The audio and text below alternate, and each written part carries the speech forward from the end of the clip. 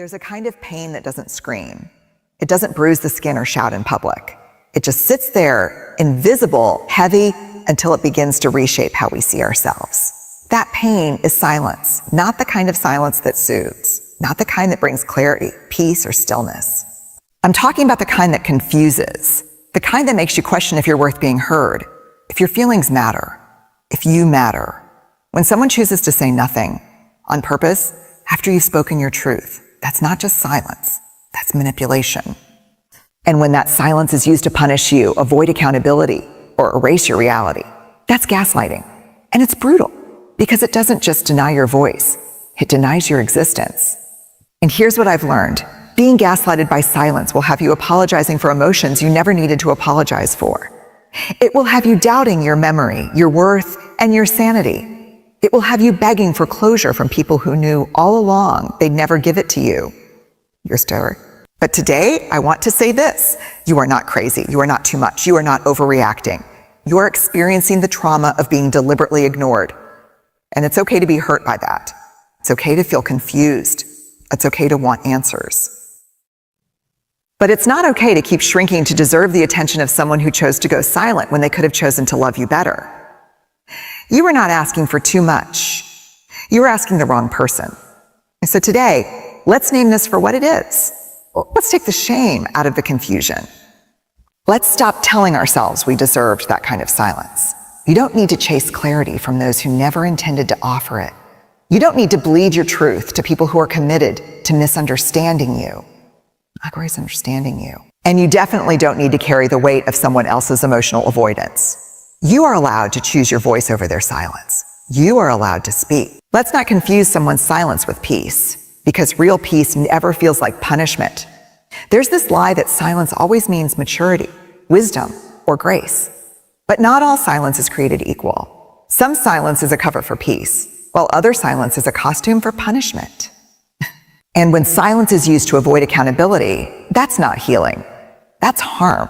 It's not just someone taking space. It's someone taking power. When someone goes quiet in the middle of a conversation that matters, especially when emotions are raw and vulnerable, what they're actually saying is, I refuse to sit in discomfort with you. And when they stay silent long enough, it sends a different kind of message, that your feelings are too complicated, your truth is too loud, and your presence is too much. That silence is not neutral. It's not harmless. It's not a pause for understanding. It's a decision, a very intentional one. And when you've experienced this kind of silence repeatedly, you start to internalize the message. You start believing you're the problem for wanting connection, for needing clarity. You begin to confuse the absence of words with the presence of peace, even as your nervous system screams otherwise. When silence is used as a weapon, it doesn't leave visible wounds, but it leaves deep ones. You start replaying everything you said, dissecting every word, every tone, every breath you took. Did I say too much? Was I too emotional? Maybe I should have just kept quiet. That's how the cycle starts. You begin questioning your own reality because the silence leaves you with no context, no closure, and no compassion. It's not just that someone stopped talking. It's that they abandoned emotional responsibility. They left you to hold all the pain while they vanished into comfort. And that kind of abandonment is traumatizing because it makes you the only one bleeding from a conversation that had two participants. You carry both the confusion of being ignored and the weight of trying to fix something without the other person's participation. And even worse, the silence teaches you to make yourself smaller, to prevent it from happening again. That's not resolution. That's surrender. And it's not healthy, it's harmful. The danger in calling this kind of silence maturity or space is that it normalizes emotional avoidance. It teaches us to celebrate people for their restraint, while we quietly suffer the consequences of being shut out. We stop trusting ourselves. We stop expressing ourselves. We even start believing that real connection means staying silent about what hurts us, just to keep the peace. But peace without honesty is not peace. It's performance. And when silence is used to escape intimacy, it becomes a barrier that blocks empathy, accountability, and healing. This kind of silence is not spiritual, it's strategic. It's a way to keep control while looking blameless. And it teaches the person on the receiving end that their emotions are dangerous, inconvenient, or unworthy of response. So many of us have learned to mistake this emotional starvation for discipline. But there's nothing disciplined about withholding presence from someone who's brave enough to be open. When someone uses silence to avoid the messiness of real connection, they're not choosing wisdom. They're choosing comfort over courage. When someone chooses not to communicate, not out of overwhelmed silence, but out of intention, they are often choosing control over connection. Communication is how we bridge the gap between our world and someone else's. But when a person withdraws, especially during conflict or emotionally vulnerable moments, they are not just stepping away. They are shifting the power dynamic. Kids, that silence becomes a method of regulation, but not the healthy kind. It's regulation through punishment. It's a form of emotional manipulation wrapped in quiet. And here's where it gets even more damaging. When you're on the receiving end of that silence, your nervous system goes into high alert. You begin scanning yourself for mistakes, replaying past conversations like a crime scene, and trying to solve a puzzle that the other person refuses to help build. That kind of silence makes you responsible for not only your own feelings, but also theirs. Suddenly, you're carrying both roles in the conversation, the speaker and the silent listener. And that imbalance creates a sense of chronic instability. You're never sure where you stand, and that uncertainty becomes a kind of emotional imprisonment that you never agreed to. Over time, that lack of communication trains you to self-abandon. You stop asking questions. You stop voicing your needs. You stop showing up fully because every time you do, it's met with stonewalling or an icy retreat. The message being sent, whether directly or indirectly, is this: if you express anything uncomfortable, I will disappear. If you push for depth, I will pull away. That dynamic forces you to internalize the belief that safety comes from silence, not just theirs, but yours too. And that's where control really takes hold. You start modifying your behavior not out of self-awareness, but out of fear. You water yourself down in hopes of avoiding that cold, dismissive withdrawal. And little by little, your authenticity starts to erode. You learn how to be pleasing rather than present, agreeable rather than honest, compliant rather than curious. Because what's the point of opening up when it's met with nothing? When silence is used to dominate the emotional temperature of a relationship, it becomes a quiet dictatorship. It's not loud, but it is deeply felt and deeply dangerous. What makes this form of control so complex is that it's not always visible. It doesn't show up in arguments or raised voices. It shows up in the in-between spaces, texts that go unanswered, meaningful statements that are ignored, moments when you say, "Can we talk?" and are met with a sigh, a shrug, or nothing at all. It's subtle, but it's strategic, and it's often defended as needing time or space or not wanting to fight. But when communication is chronically withheld as a response to emotional depth, it's not about preservation. It's about domination. It says, I decide when connection happens. I decide when it stops. I decide how much of myself you get and when. That power imbalance creates a sense of emotional hunger in the person left waiting. You become desperate for crumbs of attention, for any sign that the silence will break, for a sliver of acknowledgement. And when it does come, it feels like relief until it disappears again,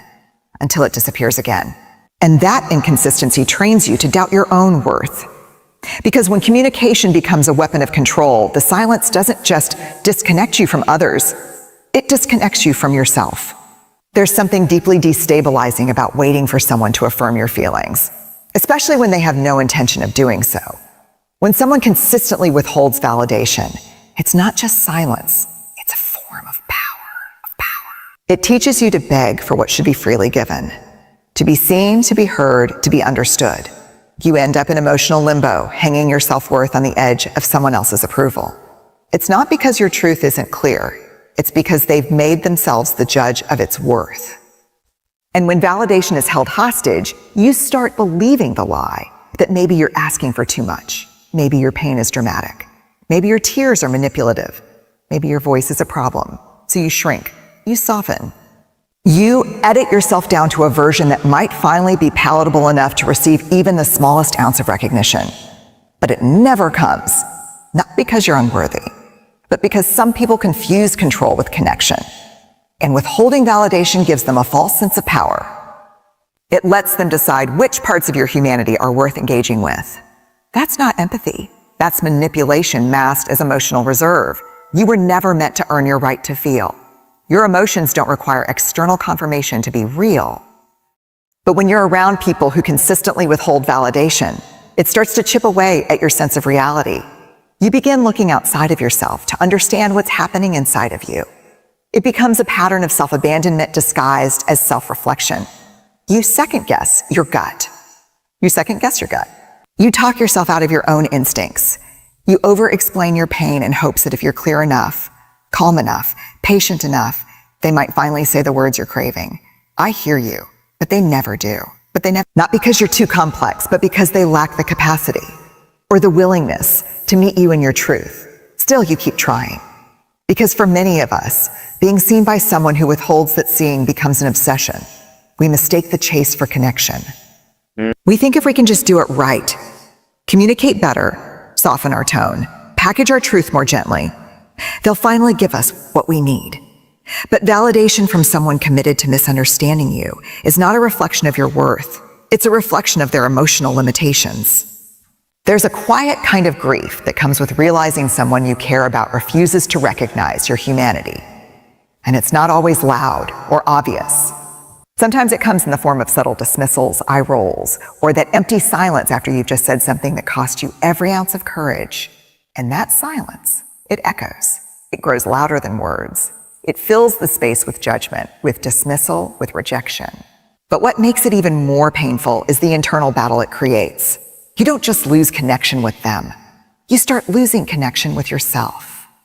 You wonder if you're too sensitive, too dramatic, too needy. You internalize their emotional avoidance as a sign of your emotional failure. And that's where the real damage begins. Because once you start believing that your feelings are only real when someone else validates them, you hand over your self-trust. You hand over your power.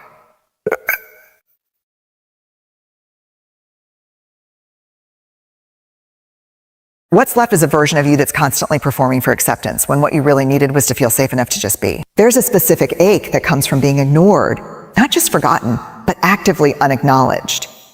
It's not a momentary silence or a missed message.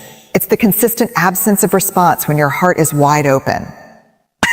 It feels like standing in a room, speaking your truth and watching someone close every door and window as if your words never existed. Being ignored tells you, without a single sound, that your presence is disposable. And that message cuts deeper than any argument ever could. Because when someone argues with you, at least they still see you. When they respond, no matter how tense the exchange, there's evidence that you exist in their emotional world. But when they go silent, when they pretend your voice isn't in the room, that's when the erasure begins. That's when your pain gets minimized, your concerns get dismissed, and your emotional experience gets deleted. And you're left with a ghost version of a conversation. One where you're the only one talking, listening, and caring. It's a one-sided fight for dignity that slowly starts to feel like begging for visibility in a space you used to feel safe. What makes this kind of emotional erasure so devastating is how invisible it is to the outside world. No one sees it happening because it isn't loud. It doesn't leave bruises. It doesn't scream. It doesn't slam doors. But it lingers. It buries itself into the nervous system, into your confidence, into the way you start to second guess every expression of need. You begin to internalize the silence as a mirror. If no one is responding to you, maybe there's something wrong with how you speak, how you feel, how you show up. You rehearse conversations in your head that never leave your mouth. You write messages and delete them before sending. You train yourself to stay silent in hopes of avoiding the sting of being erased again. And that kind of self-silencing doesn't protect you. It slowly unravels you. It convinces you that invisibility is safer than vulnerability. And before you know it, you're disappearing in real time, not because you want to, but because someone taught you that being fully seen is too risky. Being ignored over and over again doesn't just break your heart, it breaks your voice. It conditions you to believe that speaking up is an act of futility, that your emotions are too inconvenient to be met with acknowledgement. And when that belief settles in, it alters everything. It changes how you relate to people, how you connect, how you trust. It becomes harder to believe that anyone will stay when your truth shows up in full color.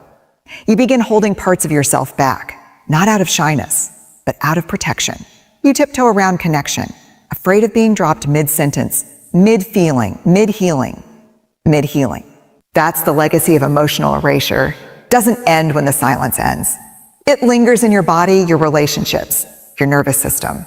It teaches you to expect absence even in the presence of people. And while your soul may still crave connection, your body flinches at the thought of being ignored again. Because once someone makes you feel like you're talking to a wall instead of a human, it takes everything inside you to believe you're still worthy of being heard. There's a misconception that silence always equals peace, that if everything is quiet, then everything must be okay. But silence has layers. Sometimes it's the stillness that follows healing, and other times it's the chokehold of suppression. It's the pause that doesn't come from calm, but from fear. It's the quiet after someone's voice has been shut down so many times they've forgotten how to speak without trembling. That kind of silence isn't peaceful, it's survival. It's the emotional armor people wear after being punished for expressing too much, needing too much, or simply existing in spaces that didn't know how to hold them.